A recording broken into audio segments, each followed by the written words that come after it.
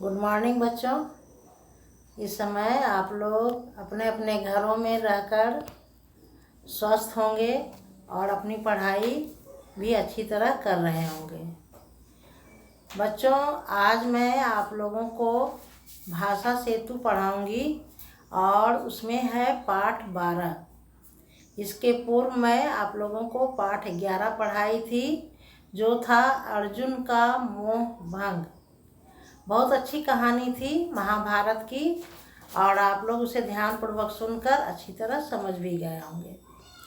आज जो मैं कहानी आप लोगों को पढ़ाने जा रही हूँ उसका नाम है फिलमन और बॉसीज।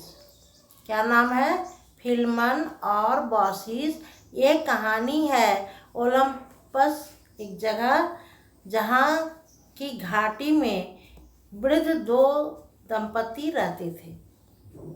ओलंपस की घाटी में एक वृद्ध दंपति यानी कि पति पत्नी जो बूढ़े थे वो लोग रहते थे। कहाँ रहते थे? ओलंपस की घाटी में। उन्हीं की ये कहानी है। आइए मैं आप लोगों को इस कहानी को पढ़कर समझाती हूँ। आप लोग अच्छी तरह हमारी बात को सुने। बहुत ही अच्छी कहानी है, आप लोगों को काफ़ी अच्छा लगेगा। सर्दियों की रात थी। घाटी में गहरा अंधेरा छाया हुआ था।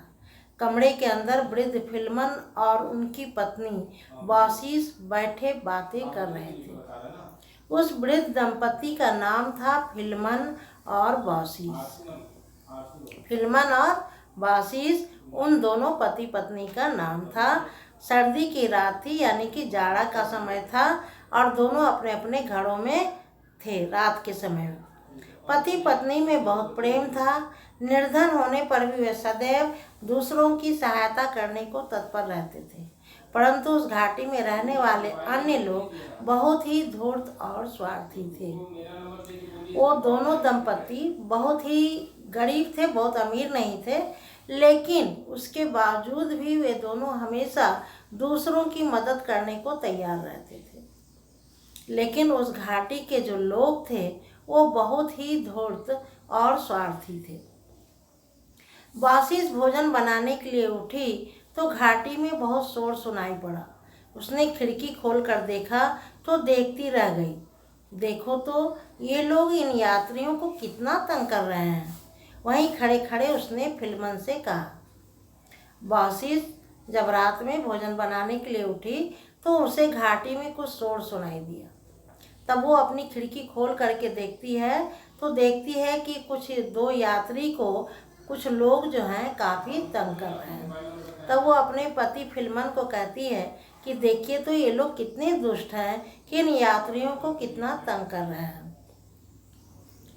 फिलमन खिड़की के पास आया और नीचे देख कर बोला, बॉसीज घाटी में रहने वाले ये लोग बहुत बुरे हैं, जरा खिड़की से पर्दा हटा दो। तब फिलमन कहता है कि बॉसीज ये घाटी में रहने वाले लोग काफ़ी बुरे हैं, इसलिए तुम खिड़की पर से थोड़ा पर्दा हटा दो ताकि कुछ रोशनी नीचे तक जाए। शायद ये यात्री थोड़ी देर में इधर ही आ जाए। बॉसीज ने ऐसा ही किया। थोड़े ही देर बाद पैरों की आहट हुई। फिलमन ने तुरंत दरवाज़ा खोल दिया और कहा, आइए आपका स्वागत है। और जिस प्रकार फिलमन को अंदाज़ा था कि वो यात्री शायद इधर ही आएंगे, वैसा ही हुआ। कुछ देर में उनके घर के पास किसी के आने की आहट हुई। तब वो दरवाज़ा अपना खोलते हैं तो देखते हैं कि दो यात्री वहाँ पर खड़े हैं। तब उन्हें फिलमन कहते हैं कि आइए हमारे यहाँ आपका स्वागत है। दोनों अतिथि अंदर आ गए। वे ठंड से सिकुड़ रहे थे क्योंकि ठंड की रात थी, काफ़ी ठंड था और ठंड से दोनों यात्री जो हैं सिकुड़ रहे थे। फिलमन ने उन्हें अंगीठी के पास कुर्सियों पर बिठा दिया और बोले, आप आराम करें, हम आपके लिए भोजन का प्रबंध करते हैं। अंगीठी मतलब आग होता है। जाड़े के समय में हम लोग भी आग तापते हैं, आग जला करके। तो वो चूल्हा जलाई थी खाना बनाने के लिए, तो वहीं पर दोनों अतिथि को कुर्सी दे देती है ताकि आग के गर्मी से उन्हें थोड़ा राहत मिलेगा। और फिलमन कहते हैं कि आप लोग यहाँ बैठें, मैं आप लोगों के लिए भोजन का प्रबंध करता हूँ। एक अतिथि के पास एक विशेष प्रकार की छड़ी थी जिस पर एक दूसरे से लिपटे दो सांप बने हुए थे। दोनों में से एक अतिथि के पास एक विशेष प्रकार की छड़ी थी, जिसमें एक सांप जो है, दो सांप था, एक दूसरे से लिपटा हुआ था, ऐसा चित्र बना हुआ था। अचानक हाथ लगने से वह छड़ी जमीन पर गिर गई, लेकिन उसी समय वह छड़ी जमीन से उठकर स्वयं मेज पर चली गई। फिल्मन और बासिस यह देखकर आश्चर्यचकित रह गए। जब वो दोनों बैठे हुए थे तो उनका हाथ से थोड़ा सा ठोकर लगा तो वो छड़ी नीचे गिर गया, और गिरने के बाद क्या देखते हैं कि छड़ी फिर अपने आप उठ करके मेज पर आ गया। यह देख करके दोनों को बड़ा आश्चर्य हुआ। कुछ देर बाद खाने की मेज पर भोजन लगा दिया गया। भोजन में रोटियां, मांस, ताजे फल और कुछ दूध था। सब लोग भोजन करने लगे। यद्यपि भोजन साधारण था, फिर भी बहुत स्वादिष्ट लग रहा था। इसी बीच दूध समाप्त हो गया। अतिथियों में से एक ने दूध का बर्तन उठाकर प्यालों में उंडेला तो उसमें से दूध निकल आया। वो लोग जल्दी जल्दी बासिस भोजन बनाई और उन लोगों को भोजन खाने के लिए दी। भोजन में रोटी था, मांस था, दूध था और कुछ ताज़ा फल था। वो लोग खा रहे थे तो इसी समय दूध जो है उनके कटोरा से समाप्त हो गया। तो वो उनमें से एक दूसरा अतिथि जो था, वो प्याला उठाकर दूध को जब उस प्याले को उंडेला तो उससे दूध निकलने लगा। यह देखकर फिल्मन और बासिस चकित रह गए। दोनों सोचने लगे, हमारे अतिथि अवश्य ही कोई महान व्यक्ति हैं। और इस प्रकार दो दो आश्चर्यजनक बात को देखकर ये दोनों समझ गए कि हमारे अतिथि कोई साधारण व्यक्ति नहीं है, ये लोग कोई अवश्य महान व्यक्ति हैं। कहीं ये दोनों देवता तो नहीं हैं। परंतु वे कुछ पूछने का साहस नहीं कर सके। उनके मन में आया कि कहीं ये भगवान तो नहीं है, देवता तो नहीं है, लेकिन वे लोग पूछ नहीं पाए उनसे। दोनों वृद्ध दंपति पति पत्नी के अतिथि सत्कार से बहुत प्रभावित हुए। दोनों अतिथि जो आए थे उनके यहाँ इन लोगों के सेवा सत्कार से काफ़ी प्रभावित हुए। भोजन के बाद फिल्मन और बासिस ने अतिथियों को पलंग पर सुला दिया और स्वयं जमीन पर सो गए। उसके बाद भोजन कराने के बाद दोनों पति पत्नी उन दोनों अतिथि को पलंग पर सोने दे दिए और अपने लोग स्वयं जमीन पर बिछाकर सो गए। सुबह जल्दी उठकर बासिस अतिथियों के लिए नाश्ता तैयार करने लगी। दोनों अतिथि भी जग गए थे। उन दोनों ने फिल्मन और बासिस को अपना परिचय दिया। वे दोनों ओलंपस के देवता हरमन और ज्यूस थे। सुबह बासिस जल्दी उठी कि अतिथि आए, उनके लिए कुछ भोजन बनाना होगा, नाश्ता। तब तक वो अतिथि भी उठ चुके थे। तब उन्होंने बासिस और फिल्मन को अपना परिचय दिया और बताए कि हम दोनों जो हैं ओलंपस के देवता हैं और मेरा नाम है हरमन और ज्यूस। यह जानकर कि उनके अतिथि ओलंपस के देवता हैं, फिल्मन और बासिस उनके चरणों से लिपट गए। ज्यूस दोनों को उठाकर बड़े प्यार से गले लगाया और कहा, तुम लोग डरो नहीं, हम इस घाटी के लोगों की परीक्षा लेने आए थे। उन्होंने हमारे साथ बहुत बुरा व्यवहार किया, उन्हें इसका उचित दंड मिल गया है।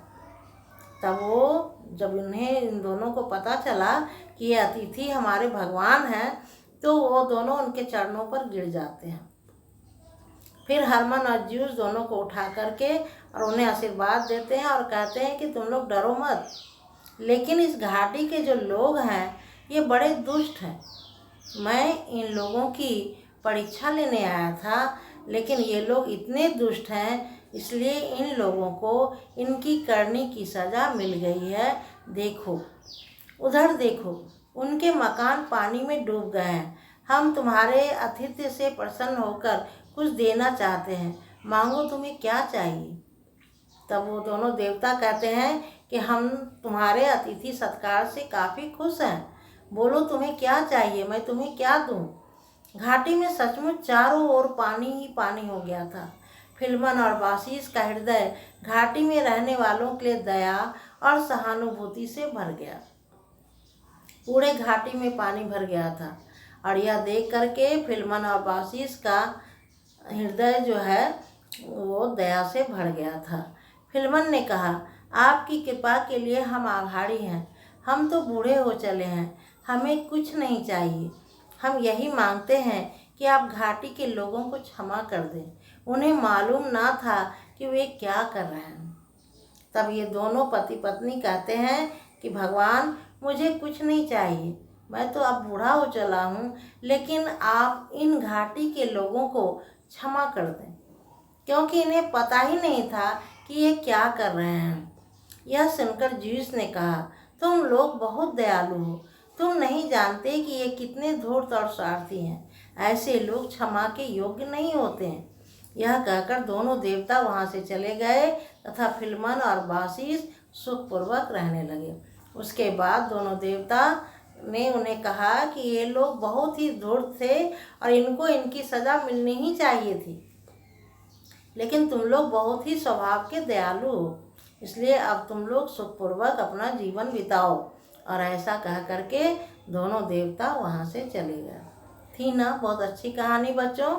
लेकिन इस कहानी को सुनने के बाद आप लोग को भी कुछ समझ में आया होगा कि आखिर लेखक ने इस कहानी के माध्यम से हमें क्या बताना चाहा है। तो इस कहानी का मूल उद्देश्य बच्चों ये है कि हमें भी हमेशा दूसरों के प्रति प्रेम और सहानुभूति की भावना रखनी चाहिए। अपने धूर्त स्वभाव से या दुष्टता वाली स्वभाव से लोगों को परेशान नहीं करना चाहिए, बल्कि अगर कोई दुष्ट है तो उनके प्रति भी हमें क्षमा करने की भावना रखनी चाहिए और उनकी गलती को क्षमा करना चाहिए। तो आप लोगों को ये कहानी बहुत अच्छी लगी होगी। आप लोग पुस्तक खोल करके इस कहानी को ज़रूर पढ़ेंगे, तभी आपको सारी बात समझ में आएगी।